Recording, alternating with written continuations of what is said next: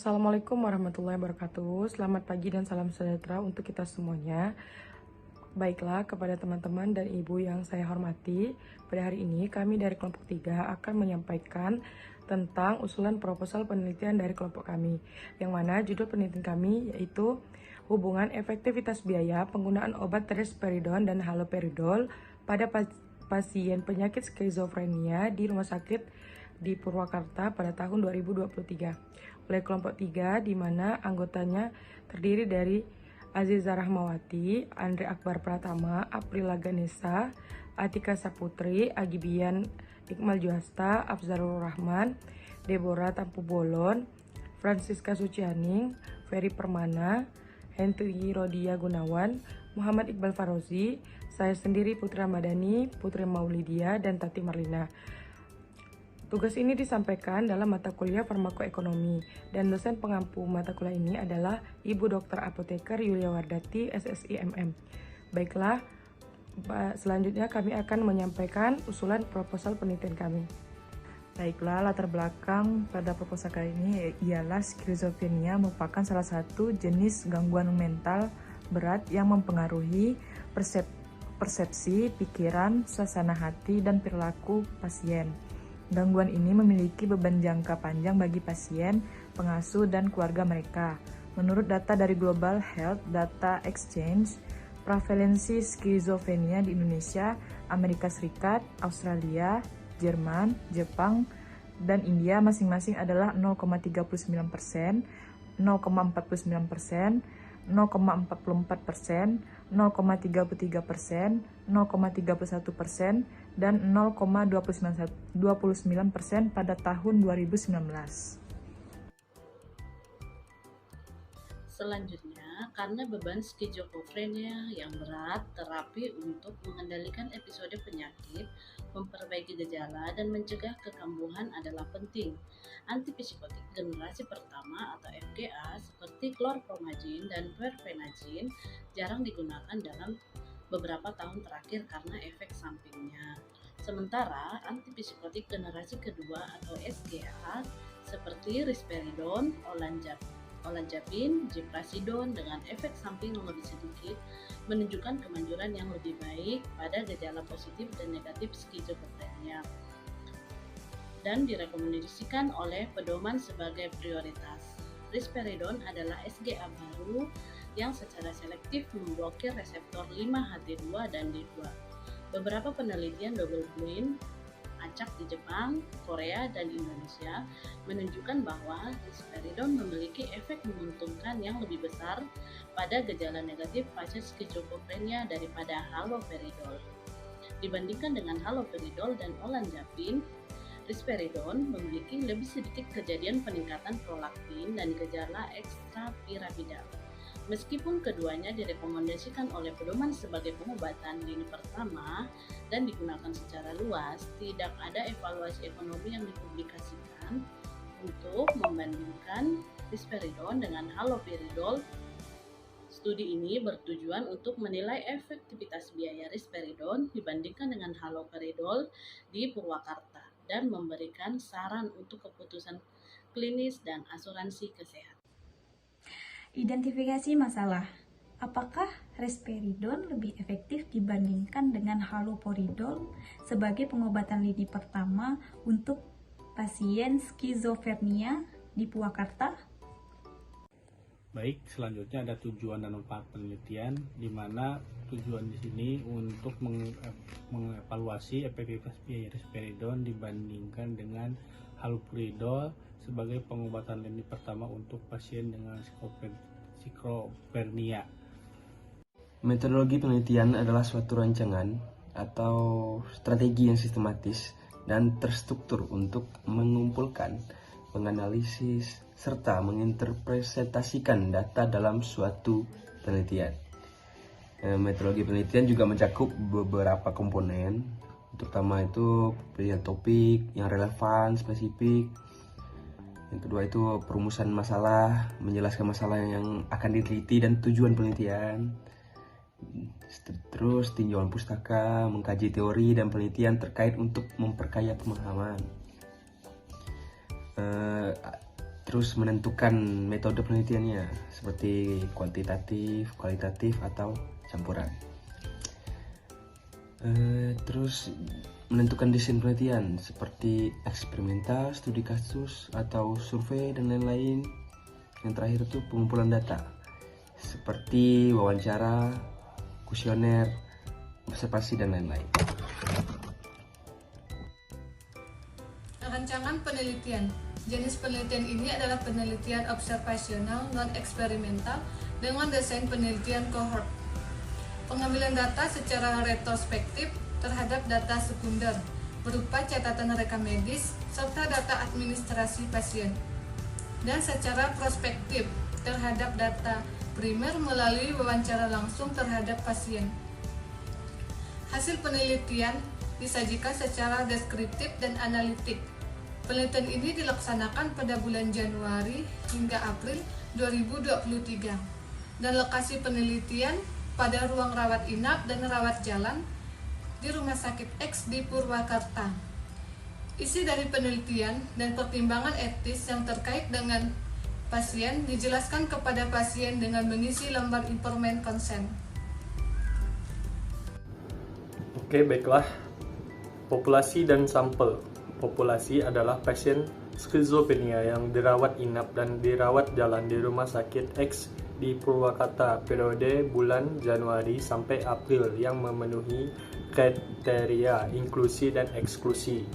Pengambilan sampel menggunakan teknik non-probability sampling dengan cara proportive sampling. Besaran sampel ditentukan menggunakan metode roll of thumb, yaitu sebanyak 50 sampel. Kriteria inklusi dalam penelitian ini adalah pasien yang didiagnosa skizofrenia berdasarkan kriteria Diagnostic and Statistical Manual of Mental Disorder yang telah mendapatkan terapi risperidone kombinasi dan haloperidol kombinasi minimal selama 2 bulan atau 8 minggu dengan dosis antipsikotik yang diberikan adalah dosis terapeutik. Kriteria inklusi meliputi data pasien yang direkam medisnya tidak lengkap, menolak mengisi informed consent, dan dinyatakan default atau drop off.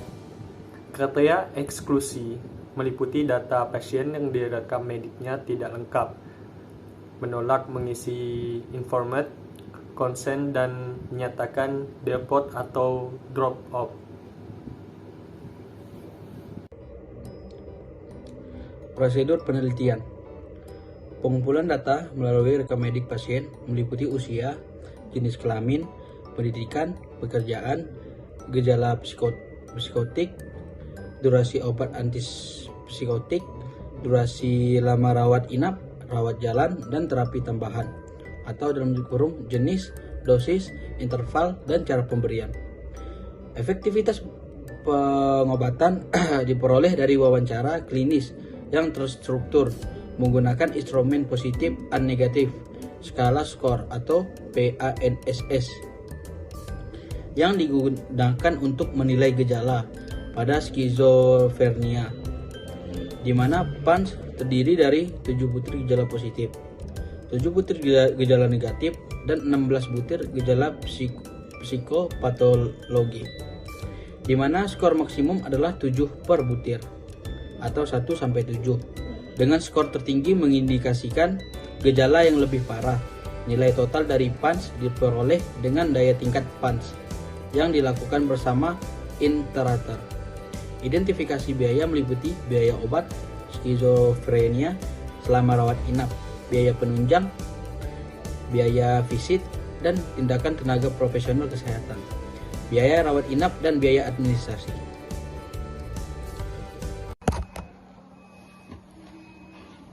Analisis data adalah proses sistematis yang dilakukan untuk mengorganisir, menafsirkan, dan mengevaluasi informasi yang telah dikumpulkan selama penelitian. Tujuan analisis data adalah untuk menarik kesimpulan, menemukan pola, dan mengidentifikasi hubungan dalam data untuk menjawab pertanyaan penelitian. Ada beberapa langkah umum dalam analisis data, yaitu yang pertama, pengumpulan data. Mengumpulkan data yang diperlukan sesuai dengan metode penelitian yang dipilih. Yang kedua, pembersihan data. Memeriksa dan mengoreksi kesalahan dalam data, seperti data yang hilang atau tidak konsisten. Yang ketiga, pengorganisasi data. Mengelompokkan dan menyusun agar data lebih mudah diakses. 4. Interpretasi data. Menafsirkan data analisis untuk memahami makna dan implikasi dari data yang telah dianalisis. Yang kelima, presentasi data. Menyajikan hasil analisis dalam bentuk grafik, tabel, atau laporan untuk memudahkan Fixed cost adalah biaya yang jumlahnya tidak berubah dengan perubahan kuantitas layanan dan berlaku sama bagi seluruh pasien, terdiri dari biaya rawat inap dan biaya administrasi. Sedangkan variable cost adalah biaya yang berubah sering perubahan hasil yang diperoleh sehingga berbeda-beda. Bagi setiap pasien terdiri dari biaya terapi, biaya penunjang, dan biaya tindakan. Setiap komponen biaya dihitung berdasarkan rata biaya masing-masing. Seluruh pasien kemudian dibagi dengan jumlah pasien berdasarkan kelompok terapi. Hasil perhitungan selanjutnya dianalisis melalui minimalisasi biaya dan diperoleh kesimpulan pengobatan skizofrenia yang paling murah terhadap seluruh biaya perawatan. Adapun perhitungan dari minimalisasi biaya, yaitu biaya total sama dengan fixed cost ditambah dengan variable cost. Kemudian di sini ada analisis efektivitas biaya. Analisis efektivitas biaya ini diperoleh melalui perhitungan rasio efektivitas biaya atau REB dan rasio incremental efektivitas biaya atau RIEB. Kemudian efektivitas pengobatan diukur berdasarkan hasil presentasi selisih penurunan PANSS awal dan akhir. Komponen biaya yang diukur adalah biaya obat, biaya rawat inap, biaya penunjang, biaya jasa medik, biaya tindakan, dan biaya administrasi. Kemudian selanjutnya diukur atau pengukuran REB ini diukur melalui formula REB sama dengan biaya dibagi efektivitas. Tahapan berikutnya yaitu penentuan posisi alternatif pengobatan skizofrenia berdasarkan diagram efektivitas biaya. Biaya yang dilihat adalah biaya pengobatan, bukan rata efektivitas biaya. Seperti pada perhitungan, rasio efektivitas biaya sama dengan biaya obat A dikurang biaya obat B per efektivitas obat A dikurang efektivitas obat B. Next. Selanjutnya ada analisis statistik. Analisis univarian dilakukan untuk menggambarkan data demografi pasien dan disajikan secara deskriptif. Analisis bivarian dilakukan pada AMIB dan juga AEB, di mana masing-masing analisis diukur menggunakan independent sample t-test bila data terdistribusi secara normal, dan uji Mann-Whitney bila data tidak terdistribusi secara normal. Jika nilai P kurang dari 0,05, maka perbedaan dianggap secara signifikan. Selanjutnya ada metode untuk outcome klinis, di mana untuk outcome klinis ini menggunakan metode PANS-EC, yaitu di mana salah satu cara atau metode yang digunakan untuk mengevaluasi pasien dengan perilaku gaduh gelisah, di mana PANS-EC ini berupa kuesioner yang terdiri dari 7 pertanyaan, di mana setiap pertanyaan itu ada skala tertentu, dan skala yang terbaik Untuk nilai pasien saya adalah 3 sampai 5 sampai dengan 35. Baiklah, itulah tadi pemaparan usulan proposal penelitian dari kelompok kami. Apabila ada yang kurang jelas atau kurang dimengerti, silakan disampaikan melalui pertanyaan. Terima kasih.